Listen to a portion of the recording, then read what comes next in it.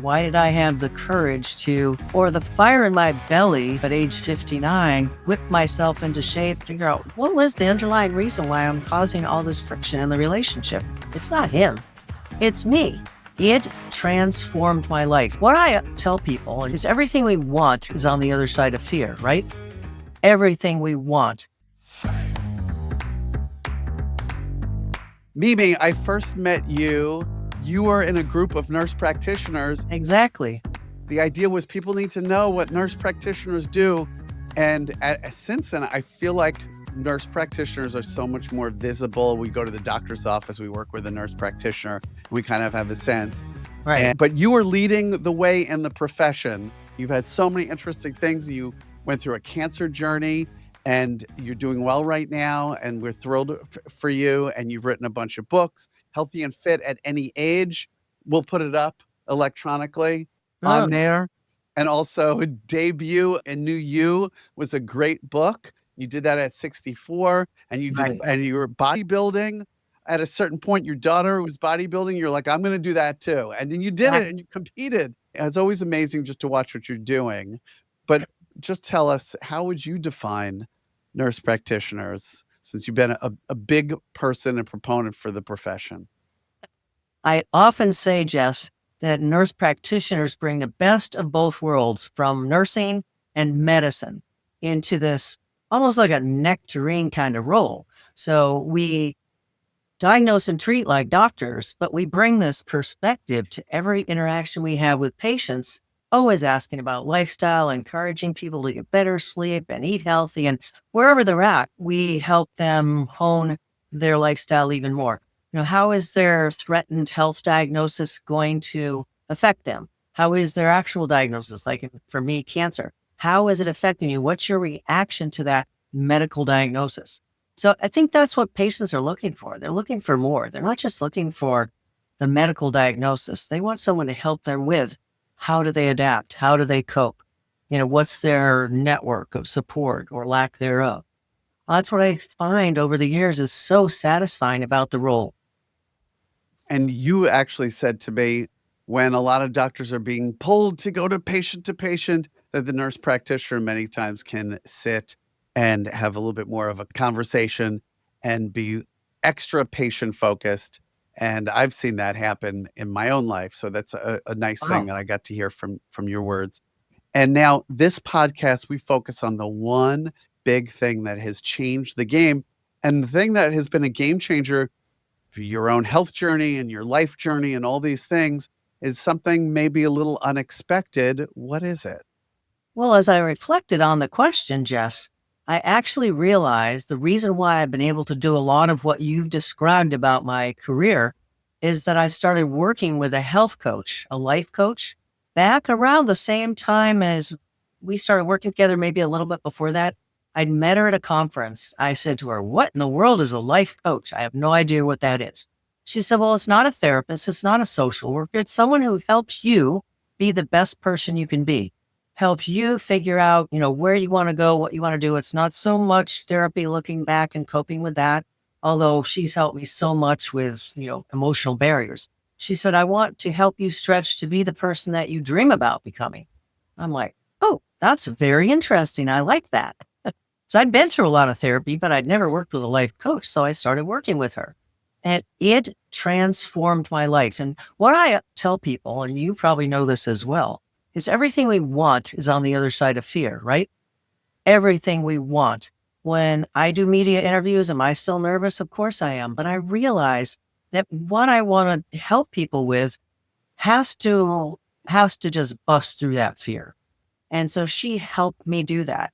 And as a result, in my 60s, I had the courage to go back and earn my doctoral degree. I had the courage to get my body and mind healthy and be in bodybuilding competitions.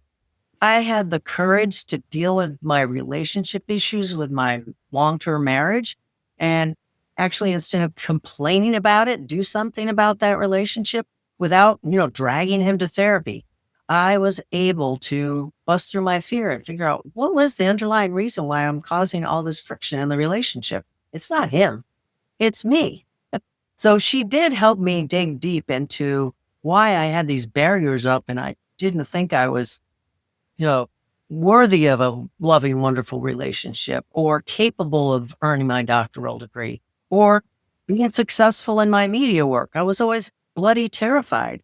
So here's what I want to ask you, which is sometimes people hear, life coach, and you're somebody who has advanced degrees, and Right. anybody can go call themselves a life coach. They don't have to necessarily be a trained, licensed therapist or whatever the various titles are. Right. So why did that matter to you? And how did this, why did it work for you? Well, I trusted her, and I also knew that she had gone through a national life coach program that was certified. And she said I picked the specific organization go through because it prepared me to deal with, that role in a competent way. So she was very clear that she wasn't a therapist, she wasn't a psychologist, she wasn't a psychiatrist, but she believed she could absolutely help me move forward in ways that are unique to the functions and rewards of working with a life coach. And when you say unique, I mean, it would make sense to me that it's not therapy, that it's coaching. Somebody is saying, I hear what you're saying, and they're coaching you on life related things. Is that right? Exactly right. So just like you coach people in media training, life coaching relates to if I said to her, "Look, I really it's just been festering in me not to earn my doctoral degree, and why am I just putting all these barriers up? Pretty soon I'll be too old to go back to school, and so I can't figure out why I just keep putting these barriers up and thinking that I can't do it. It's beyond my ability." So we dug deep into that. What was that all about? And it, sort of tracked back to junior high when I was in a situation interacting with some teachers who did not regard me as I perceived myself. Like one of them didn't believe that I was good in math, and I'd always thought I was great in math.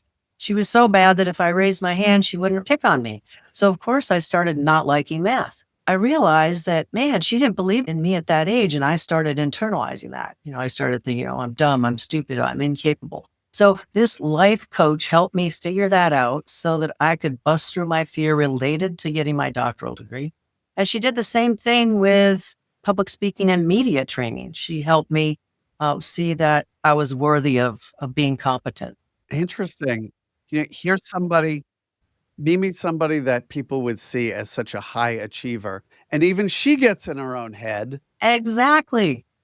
Right.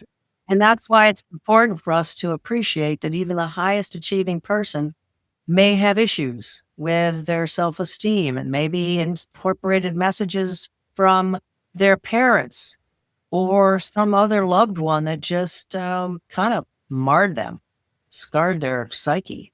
So since confidence is a big one that comes up, certainly with a lot of clients that I train, Yes. a little speed round for you. What did you learn confidence-wise from working with your life coach and then going through life and having to put it into action? What takeaways can you share with the audience? I think the biggest takeaway for me is just getting at what the underlying issue is, because even if you prep and prep and prep and prep, if you're really just feeling like you're not capable of doing whatever it is that you're trying to prep for. You have to have authentic confidence, not like fake confidence. And I think I had a lot of confidence earlier in my career, but it was not really rooted in authentic trust of myself and not really rooted in a positive self image. I had an inferiority complex, which I think a lot of women have. A lot of probably men do too, but a lot of us as women really integrate that sense of I'm not good enough. I'm good enough to be a nurse, but I'm not good enough to earn my doctoral degree. I'm not good enough to write a textbook. I'm not good enough to do media interviews with people that might intimidate me.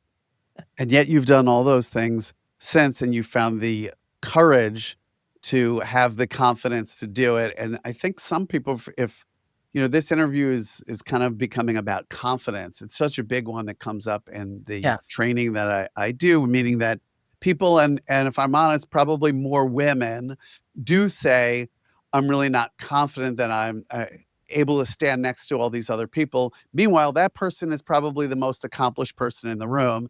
What are some other strategies? Well, certainly over preparing and not winging it. I think it's so helpful. I think it's so helpful so that you don't really have to. I got little notes in case I lose track of what I want to talk about, but I'm not looking at those notes. I'm totally confident and comfortable that I'll touch on the points I want to talk about. But if you're overly relying on, you can't remember those notes because you don't have confidence and your heart is leaping out of your head. That's not going to work. So I do think being overly prepared is very, very helpful. What else did you learn that helped on the confidence side? I think realizing that everybody has their issues. Most people are going to be fearful in new situations, realizing how universal it is and thinking about how instead of worrying about my confidence and my fear, transferring to the people that are watching or the people that are, in my speaking room or wherever they are, transferring my caring to them, that really helped calm me down. I used to just fester inside me and I just had to learn how to transfer. And I learned a lot from you about that, I really appreciate focusing on that. the audience, whether it's in person or whether it's through TV or radio, and I do that now with all public speaking. And that helps me really appreciate I'm the one they're listening to. So I must have some expertise because they're, paying me, they're hiring me to do this, or, it's a free interview, but who cares? They've still invited me to do this interview. And of course, you have expertise, and the people who are listening right now, all of us have something to contribute. Exactly. And it's easy to get in, people's own brains on, oh, well, someone else is out there that's better. There's lots of people. There's 8 billion people on the planet. There's Right. somebody who has more on their resume, but it doesn't mean that we don't have something to bring to the table. Right. And Our insights are unique. Our insights and our learning about who we are and what we have to offer the world is very unique. And that also helps me appreciate that I have a contribution to make. And it's important for me to do that.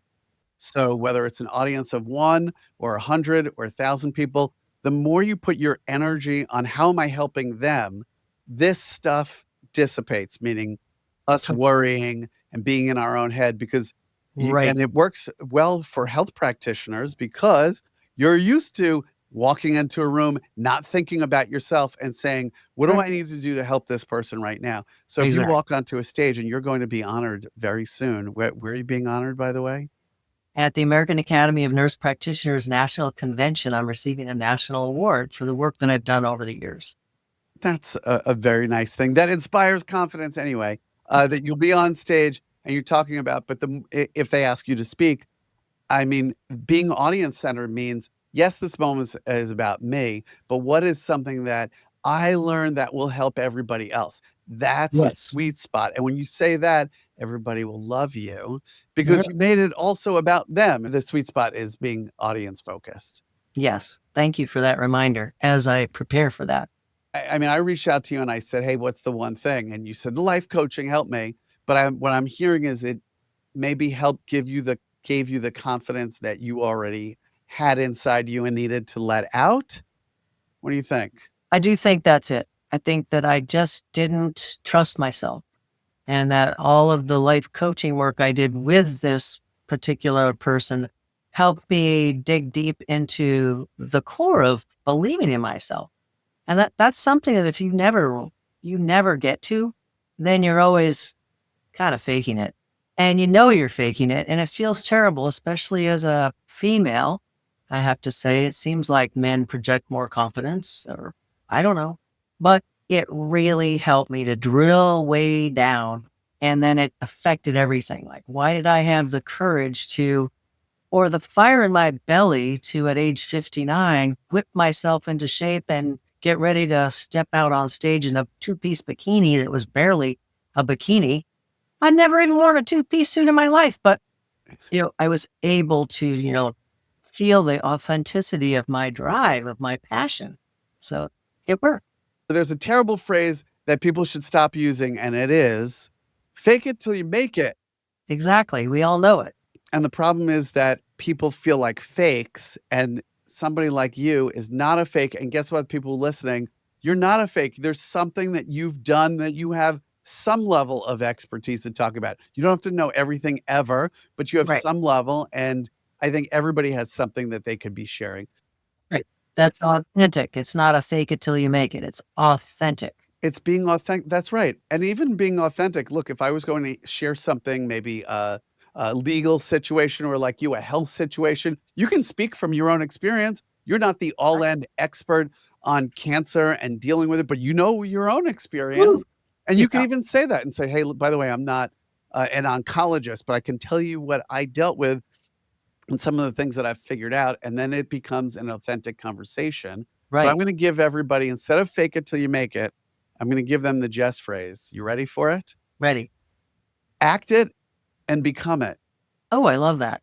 So instead of faking your way through something, if you can at least act like, all right, I'm going to at least show up and not put my head down, like walk in proud, look confident. And within a minute or two, guess what? You are confident because you're in that zone and you're being audience focused and all of the rest of it. Exactly. And isn't that what actors do? They have to act it to become it, and they are real good at what they do. They are, and they don't just make it up in one fell swoop. No. What they do is they try to become that character, and they try to do research in the backstory. And guess what? Study, All of you study, have a study. whole entire life of backstory. Right.